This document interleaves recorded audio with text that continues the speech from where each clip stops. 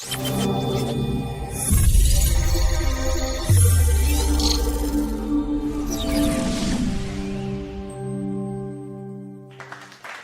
right, shout out to the mighty Who Dat Nation. Welcome, welcome, welcome. And now rocking with the Sports Coma with Big Q and the guys, where we have intense, entertaining, educating, and enlightening sport talk from your favorite sports fam. Shout out to you guys. Appreciate y'all for being in the stream. Also, shout out to FanDuel, the official sponsor of the Sports Coma. Feel free to check out FanDuel, MMA, NFL. Being in the offseason, there's still NBA. There's still other things that you can bet on. Everything's available on FanDuel. The app, or go to the website, get your bets in. In this episode of the show, we're going to talk about the Derek Carr, the fact that he addressed some potential returns, his return, and he's definitely coming back in some form of capacity with a weak NFL free agency period for quarterbacks, a weak draft, so to speak. Teams are looking for valuable or viable options for this upcoming season, and Derek Carr sees this as a perfect opportunity to step out there in Front Street and make himself be known. Anyway, let's take a look at this article. Y'all hit the like button, the sub button, the notification button, the bell, everything lighted on up. Big Q talking at you on this version of the show. Derek Carr addressed potential NFL return amid latest rumors on ending retirement. Derek Carr called it a career last May, but the former quarterback revealed that he would return to the NFL under the right circumstances. On his show and his brother's podcast, Homegrown with David and Derek Carr, he said what it would take for him. What would I do it? Absolutely, I would do it. I told you two things. I have to be healthy, and I want a chance to win the Super Bowl, and that's a tough thing to find. That's hard to do. So anyway, let's listen to what Carr himself had to say. Here we go. Moral story, would I come back? The answer obviously is yes. Good, okay, great. But I have I had to say no a couple times so far. Yeah, Will, we know that. Do I have any purple and gold? Go Lakers. Oh, yeah, that's what I mean. It's Laker season. That's right. I told you this. It hasn't changed from the first interview that we did. Tell them. Okay. Tell the people. All right. Would I do it? Yes. Would I do it for anybody?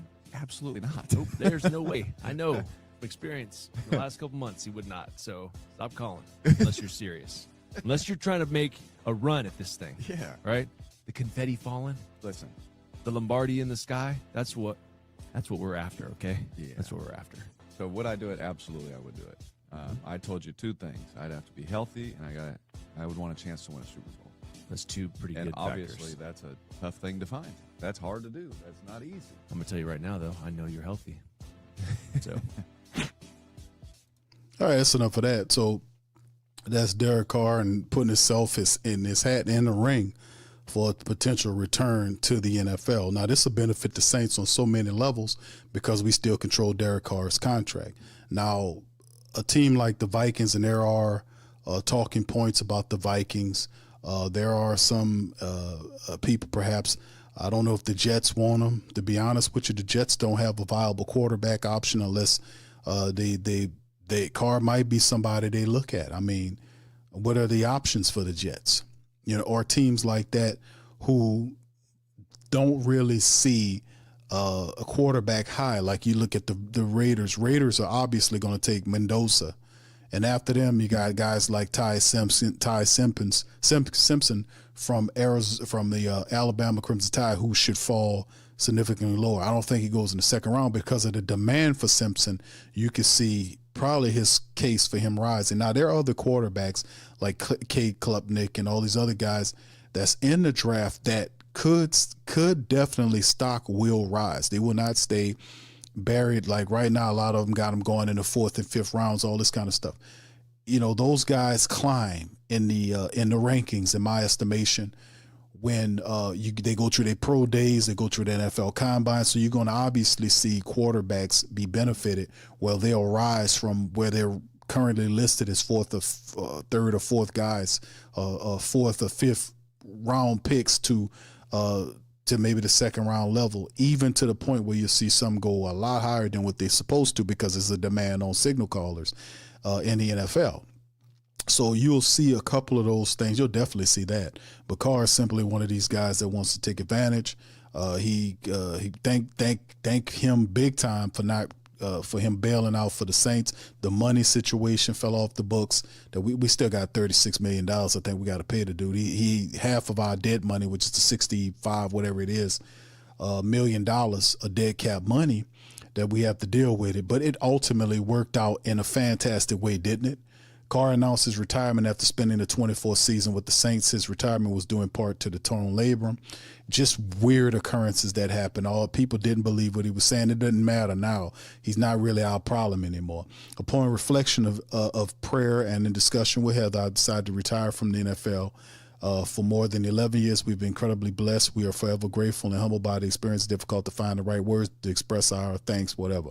By retiring, Carr passed up on $30 million in guaranteed money from the Saints. The decision wasn't easy. If Carr were to suit up again, he would likely be far less than he was making before his retirement. Thursday podcast wasn't the first indication Carr considered a comeback.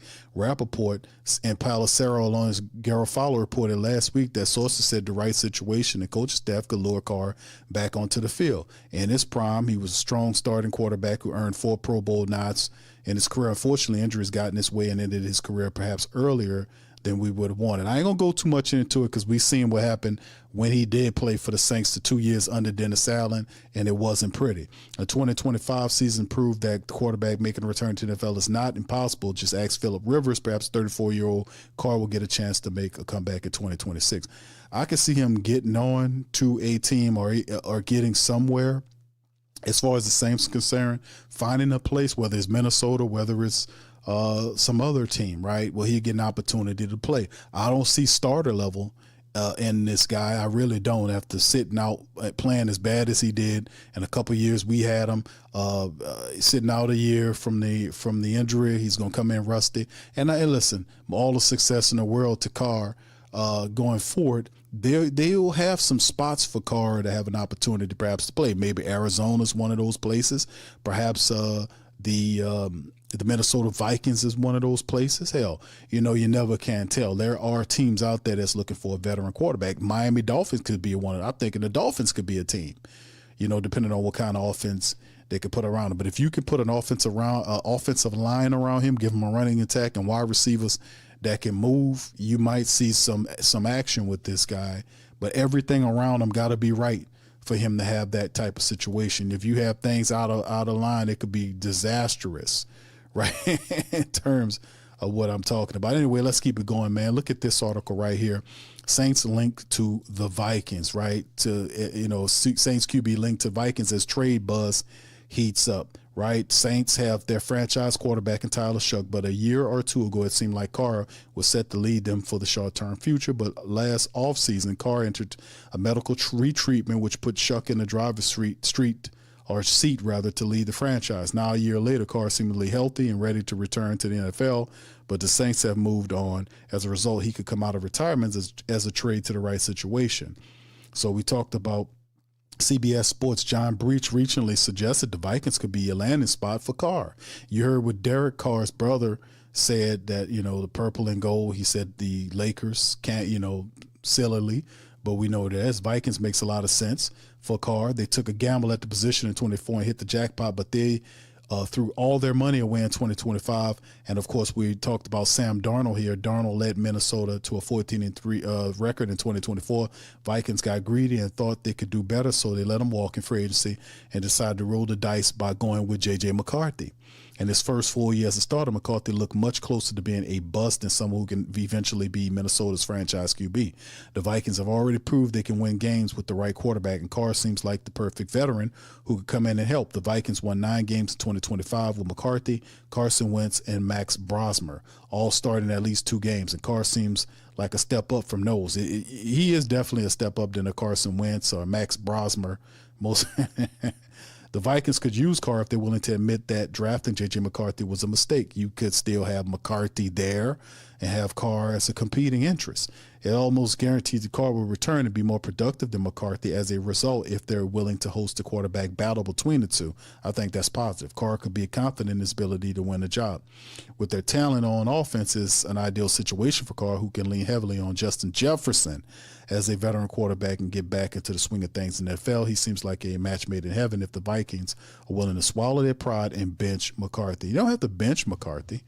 just simply bring in Carr as a competing interest. You know, you can still have both, too. I think McCarthy and would benefit from Carr. Justin Jefferson, you got a guy that can perhaps throw the deep ball. We don't know what he looks like now since he's coming off the injury. He have to show that because he's been battling injuries the last 3 years. So is he healthy enough to play? That is yet to be determined on what he can do, right? It's yet to determine. But so what would it look like, right? What would it look like to trade Derek Carr, and how would that impact the Who Dat Nation, the New Orleans Saints? What would that look like? Well, according to the article, it says that trading Carr in 2026 would likely net the Saints a mid to late round draft pick, but it involves navigating a complex salary cap situation following his 2025 medical retirement. The Saints have moved on to Tyler Shough is the franchise starter, so Carr will serve as a valuable trade chip when he does unretire and get ready for the 2026 season. So the financial impact and the dead money. The Saints currently hold Carr's rights because his contract, quote, froze, end quote, upon his retirement in May of 2025, right? So follow me on this. The cap savings by trading Carr from after June 1st, 2026, the Saints could split his massive dead money hit. I'm giving you the game because this is good. I had to research this and figure out what is the impact. We know Carr wants to play and teams are interested in Derek Carr. So what would that look like? So by trading him after post June 1st, 2026, the Saints could split his dead cap hit. That will leave approximately $19.2 million on the books for this year. That's deferring the remaining 40.6 to next year. Did you catch that? If we trade Derek Carr after June 1st, right? We trade him after June 1st. This would leave approximately over 19.2 million on the books for this year alone. That is, and then the remaining balance, the 40.5 million, falls over until 2027 when we got $150 million plus in salary cap money next year, plus the potential rise in salary cap for the NFL. So this is a tremendous blessing by Carr coming out of retirement, and we saying, hey, man, let's get this guy out of here. If he wants to play, we still got him here. This will be the economic benefit of trading Carr. Remember, post June 1st, we trade him. We can split that dead money hit. We get $19 million back this year on that dead money and the rest in 2027. That is a humongous blessing, fam. We could see if, when the Saints do this, family, and they rework the money. We talked about in the previous broadcast that y'all will see tonight. We'll cover that tonight at our afternoon side of things. But we talk about the fact that with Derek Carr possibly getting traded, we talk about the reworking of the contracts. The contracts that we're talking about them reworking are 4 contracts split between guys like Chase Young, Elvin Kamara, and the top 5 guys, Cesar Ruiz, Eric McCoy, their contracts. If we just restructure those contracts, we can say we can get like $30-something million. Well, actually, it's more than that. It's north of 35. With those 5 rework deals on tonight when we do our off-season preview show, we'll talk about more in depth. But with those 5 contracts that I'll show y'all, we can free up roughly $30+ million on just 5 contracts alone. If now you're talking about trading Carr after the June 1st, and that's another $19 million, that'll put the Saints roughly $60 million plus just for those things alone. That's a huge savings for free agency, because with that amount of money, we not only could comfortably sign our veterans, our free agency, our draft picks, but we can also get DeMario, Cam, Alante back if it's not too pricey. Go into free agency and get a couple of guards to come to the team. We can re-sign Luke Fortner. We can re-sign several Saints defenders, Chris Rump II, Jonah Williams, Jonathan Bullard. The Saints could do several really positive things, bringing some key veterans in on the offensive line and adding some pieces, an experienced wide receiver, perhaps a running back in free agency. And we can really do some positive stuff to set us up for a draft in which we just take the best player available on our board. It'd be an easy draft for the Saints, right? When they appease this, when they have all this money. And remember, in 2027, the Saints have over $150 million in cap money that they'll have access to, that the remaining $40.5 million of Carr's contract will be kicked into. This is a huge blessing for the Saints. This wipes away all the ugliness that we dealt with in terms of the money over the last. It doesn't remind the losses, but it does improve the benefit of the Saints getting more money to improve the team faster, right, as opposed to struggle through it. That's a blessing. That's the cap saving side of it. The dead money totals, if he's traded before June 1st, the Saints would face an immediate and untenable $79 million cap acceleration. So we don't trade them before June 1st. We trade them after. So I'm giving y'all a game. So if there's a trade that's going to happen with Derek Carr, it most certainly won't happen until after, or be designated, or the trade has to happen after the June 1st to get the benefit of the $19.2 million for 2026 and kick the remaining $40.5 into 27 where we can absorb it better, right? And then there's the recoup funds, right? Due to his retirement, Carr reportedly agreed to return $30 million in previous restructured money, which lowers the 2026 dead cap hit from roughly $60 million to $30.9 million. So there's some recoup funds that he didn't get because of the fact that he didn't fulfill his obligations for playing. So that's a benefit. And of course, then when you address the potential trade scenarios for Derek Carr, this is what I have for you. The Saints asking price is expected to start near, if you look at the Geno Smith trade model, right, which was a 3rd round pick, though most analysts expect the 4th or 5th round pick given Carr's age and his contract, right? Which is fair. A lot of people say, Q, I'm looking at a mid-round pick somewhere along in there, right? 4th and 5th round pick, I'm cool with that, fam. But we can get a 4th round pick for Derek Carr, like a 4th to 5th round pick somewhere. I'm good with that because we got 2 4s already. And we have 2 5s, if I'm not mistaken. So, fam, this could be a big year. Yeah, we already got 2 4s because we got one from Seattle, right? We got one from Seattle, plus we had a compensatory pick that we got. So we got 2 4s and we got 2 5s. We got our original 5th round pick and we got one from Seattle. So if we get a 4th or 5th round pick, that'll make us get extra 4th or 5th round pick to add to what we got going on. And plus the cap savings, I'm totally good with that, right? So the asking price is that's the asking price. So what would the scenario be? The Jets. Okay, let's talk about the Jets. Let's give a couple of teams, that might be in the looking for, right? 3 teams. The Jets, which is the desperate move, the desperation move. The Jets quarterback situation don't look all that good. Failed experiments of Justin Fields and Brady Cook, that's not looking good. The Carr can be had for a 4th round pick. And perhaps a 7th round pick, you throw, another pick in there, see if you can get extra pick in there. But perhaps because the Jets are desperate, you offer them Derek Carr, right?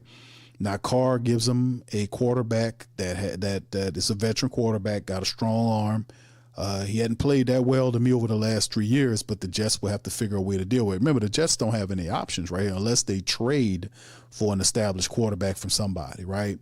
Or they go out into free agency and see if they could pick up a Hendon Hooker or perhaps a Malik Willis and bring that guy onto the team. But is any of those guys better than what Justin Fields gave them? There are not that many veterans available. So that could be a desperation move for the Jets to give us a 2026 4th round pick and perhaps a 7th round pick if we can fleece them out of it, right? Now the outcome where Carr provides a bridge for, 3 to 4 seasons. and he saves the coaching staff's job with the Jets roster remains in a win now mode. So you've seen what Coach Glenn did. His biggest encumbrance now is adding veteran talent there. They have some really good pieces. Now, whether they bring Breece Hall back, they have some high picks in the draft, which, they can build up the offensive line. They got some players over there. Maybe they had another wide receiver there or stuff like that. They were able to trade and bring picks back so they can go into the draft. So do you then pivot to a veteran quarterback like Carr, who, if you give him the weapons, perhaps he can make an offense exciting again? So that's one outcome with the Jets, the desperation move, right? Number two, the Colts, right? A veteran insurance plan. We know that Jones was hurt coming off the injury. They still have Anthony Richardson. We heard that it's possible Richardson could be traded. They're not really feeling him. So perhaps a current starter recovering from that Achilles tear that happened late in 2025. Maybe we can get Carr for a 2026 fourth-round pick. Carr acts as a high-level safety blanket or a bridge starter, behind an elite offensive line and Jonathan Taylor until Jones is fully healthy. Now, that sounds like pretty good. Jonathan Taylor is awesome. The offensive line is good. They do have some good weapons. We know Alec Pierce is in free agency now. They might look at that, but they have some fantastic players there. And the Colts are still looking to kind of improve as well. They'll have some high draft picks to add to the team. So these are teams that's in need of veteran quarterback that have a trade aspects or assets rather, who can kind of give us an opportunity to kind of add to that thing, right? We'll have to see. And then, of course, the third thing is the Vikings. We just talked about that on this article, that the young QB push scenario, right? J.J. McCarthy struggled. He ranking last in the NFL in several different categories. The Vikings want a proven veteran that could push him in camp or start immediately. That's Derek Carr. The trade, perhaps a conditional 2026 third round pick, similar to what the Brett Favre trade. Like, we can get Carr. He's healthy. He can come in. They're not looking for him to start right away. Just push the starter and J.J. McCarthy, provide competition. A conditional third could work.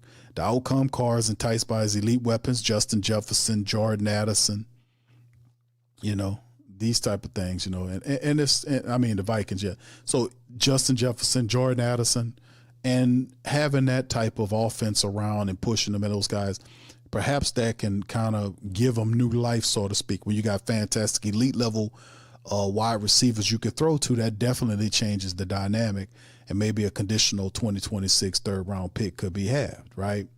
So that's just something to talk about. So we'll see how it all handles, man. But that's just some of the information to talk about and how a trade would happen for Derek Carr. Remember, trading Carr post June 1st gives us $19.2 million on the 2026 cap.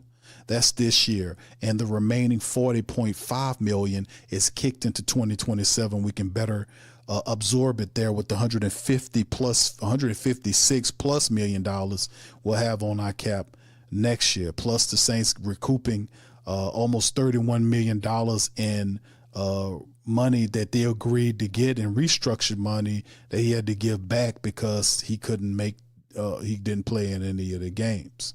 So remember, they have to do it that way. And that's just some of the scenarios that we talk about, which could happen for Derek Carr if the time comes for us to kind of move him on out of here. That's what it would look like. And that's all I got for y'all today. Shout out to FanDuel. Y'all go to FanDuel and check out MMA and NFL, NBA, whatever the case may is in professional sports. FanDuel it is the app. It is the headquarters of betting. Y'all check FanDuel out. They're official sponsor of the show. You also check out our merch on our Shuck Y'all gears, available on sale too. You guys check it out. The link is in the description section below. Also, shout out to our Patreon and YouTube membership family. Shout out to y'all guys for helping us continue to grow and grow and grow and grow and grow and grow and keep coming at you with the real deal spill for the Who Dat Nation and the Great Saint Think Tank. I appreciate y'all, man. With that being said, I'm going to get on up out of here, man. Hit the like button, hit the subscribe button. By all means, feel free to share the show on your social media feed. Big Q representing the mighty Who Dat Nation. I'm going to holler at y'all on the next one. Much love, peace, and Who Dat.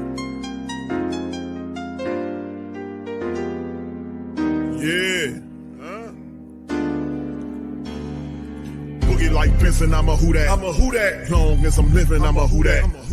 Lose or winning, I'm a who that. Sports Coma, yeah, this is where we do that. Where we do that, where we do that, where we do that, where we do that, where we do that.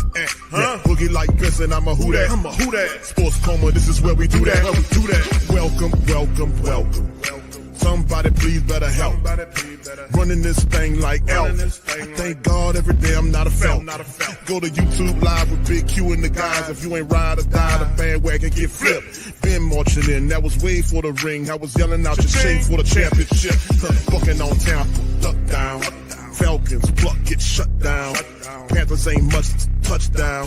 The vision really belong to us now. So much hate on the Saints, you could probably tell. Ever since Bounty Gate hit the NFL, when things seem fishy, then you probably smell the crooked referees on Roger Goodell. Yeah, running like this, and I'm a who that. Every day I'm living, I'm a who that. Lose or winning, I'm a who that. It's the Sports Coma, this is where we do that. Where we do that, where we do that, where we do that, where we do that, where we do that. Boogie like this, and I'm a who that. It's the Sports Coma, this is where we do that. You're listening to the Sports Coma with Big Q and the guys on the PRO Media Network.